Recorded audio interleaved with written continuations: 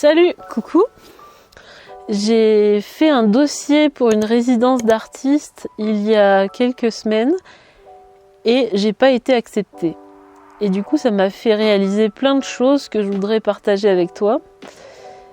Et je t'expliquerai aussi un peu plus tard ce que c'est une résidence d'artiste. Si tu le sais ou pas, d'ailleurs, tu le sais sûrement pas, je fais des vidéos, des photos, des sculptures. J'essaye de développer une pratique artistique et de faire des expos. Je pense que je prendrai une vidéo tout entière pour t'expliquer un peu mes projets pour l'avenir. Et puis les projets aussi par rapport à cette chaîne, mon histoire, mes études, tout ça. Et donc, j'ai pas été reçue à cette résidence d'artiste et ça m'a fait comprendre quelque chose d'important, quelque chose qui peut-être à toi va te paraître évident. Alors déjà, qu'est-ce que c'est une résidence d'artiste? Alors, on fait un appel à candidature. Ça peut être des collectivités locales, des musées, des écoles, des collèges, des écoles supérieures d'art, plein d'organismes dont je connais pas tous, des entreprises aussi, donc qui proposent en général de recevoir un artiste dans leurs locaux et ceux qui ont des ateliers, des locaux où il est possible de faire de l'art, on va dire. Et donc pendant une période donnée, donc ça peut être 15 jours, 1 mois, 3 mois, même il y a des résidences des fois d'1 an, pendant lesquelles un artiste, un ou plusieurs, ou alors ça peut être aussi des résidences pour des critiques d'art, pour des chercheurs à l'université. Et donc le but, c'est en général, c'est de produire soit une exposition, soit une édition avec des textes artistiques, soit de montrer son travail d'une façon ou d'une autre. En général, on demande aussi à l'artiste un peu de présenter son travail au public, de faire des ateliers éventuellement pour les jeunes, pour sensibiliser à l'art. On essaye de faire connaître l'art à des publics qui souvent ne sont pas habitués à en voir. J'ai pas été acceptée à cette résidence d'artiste parce que, ça n'a aucune importance. Si tu fais un dossier pour une résidence d'artiste et que t'es pas admis, ne doute pas de tes compétences. Tu peux te remettre en question, bien sûr, mais en général, ils ont plus de 200 dossiers, donc t'imagines bien, c'est quand même énorme pour faire un choix. Et c'est pas parce que ton travail est nul ou que ton dossier est mal fait. Ça peut être le cas, bien sûr.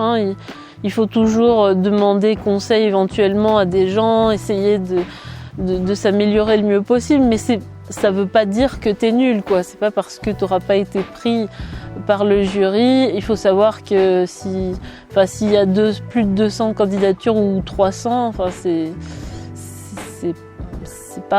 c'est compliqué de faire un choix. Je me suis dit que moi, finalement, j'avais toujours recherché la reconnaissance en faisant des études, en étudiant jusqu'à un bac+5. Et puis après, j'ai essayé de faire une thèse, donc j'ai fait plusieurs années au cours desquelles j'ai étudié un sujet un peu plus théorique. Après, on nous avait dit, pas mal, pendant que j'étais aux Beaux-Arts, qu'il fallait faire des dossiers, proposer son travail à des résidences. Et finalement, ce que j'ai compris, et ce qui paraît sûrement évident pour beaucoup de gens, mais pas pour moi, c'est qu'il faut d'abord produire beaucoup. Je pense que c'est valable pour énormément de domaines d'ailleurs.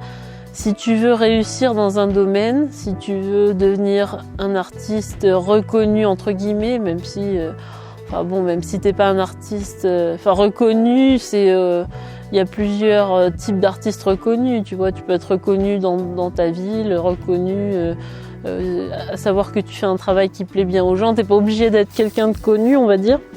Et donc, je me suis aperçue que moi, souvent, la plupart du temps, j'avais réactualisé mon site internet pour qu'on voit que j'étais active et que je faisais beaucoup de travaux artistiques.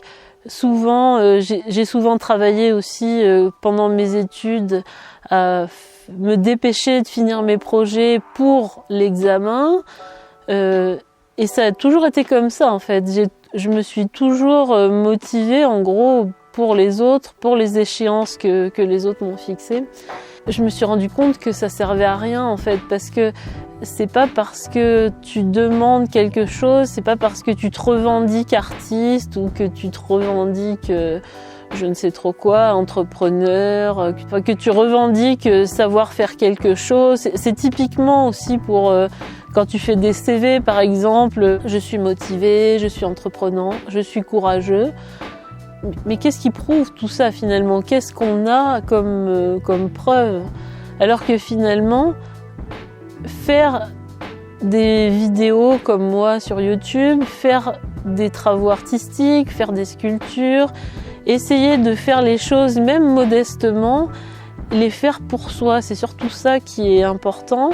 Et c'est après, une fois que tu as fait un site, que tu as fait tes vidéos sur YouTube, alors tous les artistes ne sont pas obligés de faire ça, mais je parle en général, si tu as un projet artistique, si tu as un projet entrepreneurial, surtout, l'important c'est de faire des choses. Et de toute façon, si tu fais des choses pour toi, au bout d'un moment, soit tu seras reconnu naturellement, donc peut-être qu'il y a des gens qui vont remarquer que ton travail est intéressant. Enfin, c'est l'effet de masse en fait, la preuve sociale. Si tu fais, de toute façon, si tu fais beaucoup d'œuvres d'art, au bout d'un moment, ça va être naturel de pouvoir en parler avec des professionnels et on va voir que tu as fait des choses sans rien attendre en fait, que tu es un vrai artiste dans la mesure où tu produis pour toi et que tu produis pas pour plaire à je ne sais quelle résidence d'artistes, je ne sais quelle galerie.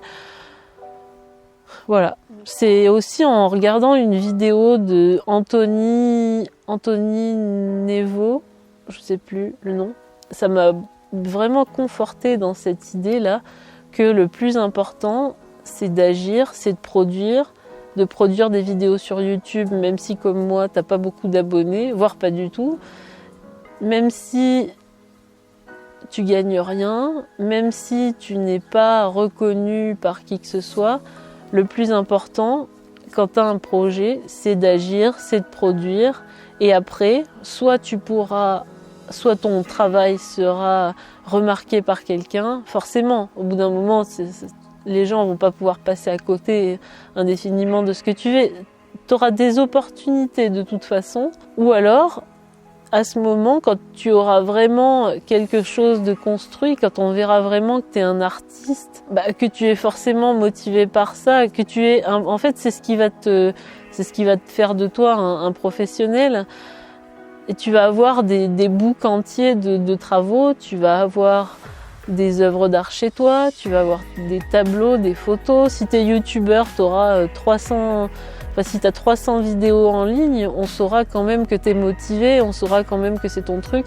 Et puis si un jour tu veux vendre un produit, si un jour tu as quelque chose à vendre à une audience, les gens vont se dire forcément, cette personne, ça fait déjà 4 ans, 5 ans, ça fait déjà 1 an, 2 ans, 3 ans qu'elle fait des vidéos. Forcément, c'est pas la personne qui est née de la dernière pluie qui arrive et qui fait son truc. Venez voir mon expo, venez voir mes vidéos YouTube, venez acheter mes produits. On aura la preuve que c'est vraiment ton truc. En fait, surtout le gros problème, c'est qu'avec les diplômes, on se croit arrivé. En fait, on croit que du moment qu'on a un diplôme des Beaux-Arts, ça y est, on est un artiste. Alors que c'est pas du tout le cas. En fait, c'est la pratique qui compte, c'est la pratique qui fait de toi un artiste. Et t'as pas besoin, normalement, si t'es un artiste convaincu, t'as pas besoin des autres, t'as pas besoin des institutions pour faire de toi quelqu'un de créatif. Et c'est pas du tout une obligation, en fait. Et ça, c'est quelque chose qu'on nous dit pas assez. Moi, en faisant des études d'art, je croyais que ça y est, j'étais une artiste, tu vois, que c'était marqué sur mon CV, que j'avais fait des études d'art, donc ça y est, j'étais artiste, alors que c'est pas du tout comme ça que ça marche.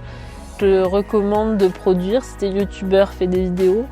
Si tu veux être écrivain, mais tu te rends pas compte en fait l'avantage que tu peux avoir. Actuellement, on peut proposer, pour les artistes, on peut proposer un site internet avec ses œuvres d'art. C'est une opportunité énorme qu'on n'avait pas il y a 10 ans, il y a 15 ans, c'est un truc de fou, hein. Et quand tu es youtubeur, tu peux proposer tes vidéos sur YouTube, tu peux en faire indéfiniment, gratuitement. Et quand tu es écrivain, tu peux publier des livres, tu peux les auto-éditer sur Amazon, tu peux même les proposer gratuitement. Et dès lors que tu as fait des choses, dès lors que tu as écrit des articles sur un blog, que tu as publié ton article, alors là tu peux te revendiquer comme écrivain, comme artiste, comme youtubeur, comme créateur de contenu. Tout est ouvert en fait, ça dépend juste de toi, t'as pas besoin d'attendre que des institutions veuillent bien te promouvoir ton travail, veuillent bien te donner leur reconnaissance, veuillent bien te prouver que tu es que tu es un artiste accompli, non.